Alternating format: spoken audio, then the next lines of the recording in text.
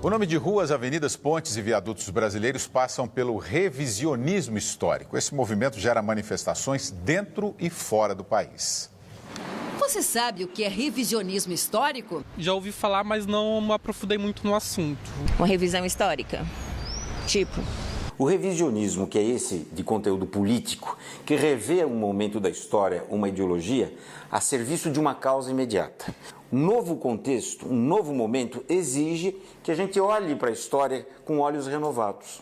No Brasil, ruas, avenidas, pontes e até elevados como este, a principal ligação entre as regiões oeste e leste da capital paulista, já tiveram os nomes alterados em função do revisionismo histórico.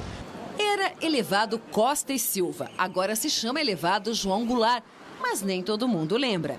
Minhocão. Mas o nome mesmo, você sabe? Não. Atual, não sei. João Goulart. João Goulart. Esse movimento não está restrito ao Brasil. Na Rússia, a cidade de São Petersburgo foi rebatizada várias vezes. Fundada pelo czar Pedro o Grande, já se chamou Petrogrado. Depois da Revolução Russa, foi rebatizada de Leningrado, em referência ao revolucionário Vladimir Lenin. E mais tarde, Stalingrado, em homenagem a Joseph Stalin. Com o fim da União Soviética até a década de 90, se chamou Volgogrado, porque fica às margens do rio Volga, no sul do país. Mudar por mudar, para mim não faz muito sentido, não. Nos Estados Unidos, o revisionismo histórico está no centro da crescente tensão entre grupos que defendem a supremacia branca e ativistas dos direitos humanos.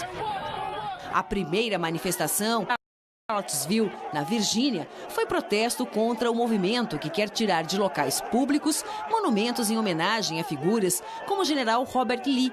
Durante a Guerra Civil, ele liderou tropas sulistas que queriam manter a escravidão.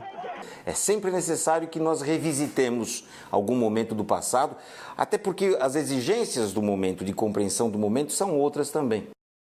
Cortella, mas não corremos o risco de negarmos o passado?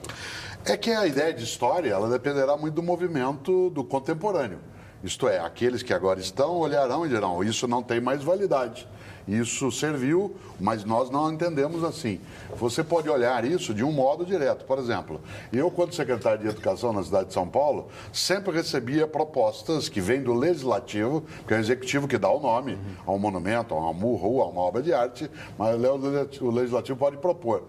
E aí um critério que a gente usava é assim, só alteraremos nome de escola quando houver duplicidade de nome. Isto é, a mesma personagem tem o seu nome em duas escolas. E vou te dar um exemplo concreto.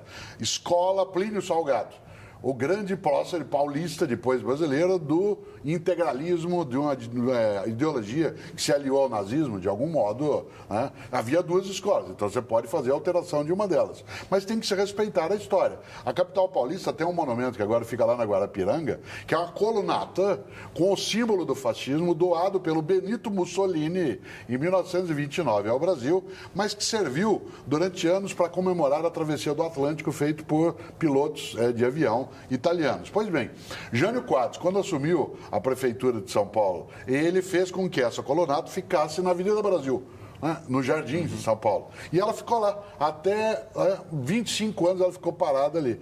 Ora, alguns diriam, mas aquele é um símbolo do fascismo? Sem dúvida. Se você olha o contexto histórico, talvez a gente deva aprender com os chineses.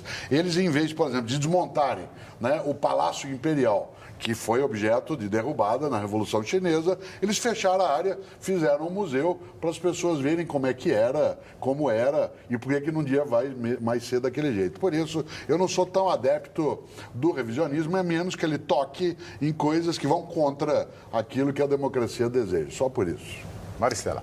Também estou de acordo com o Cortella. A história é o que ela é, né? Nós temos que contar para as gerações futuras o que aconteceu, como aconteceu, da forma como aconteceu e mantendo da maneira como ela está. E se for o caso, eu acho que essa ideia mesmo dos chineses é ótima, de transformar no museu, mas não podemos esconder e contar uma história cor-de-rosa, uma história diferente para os jovens que vêm por aí. Agora, olha só.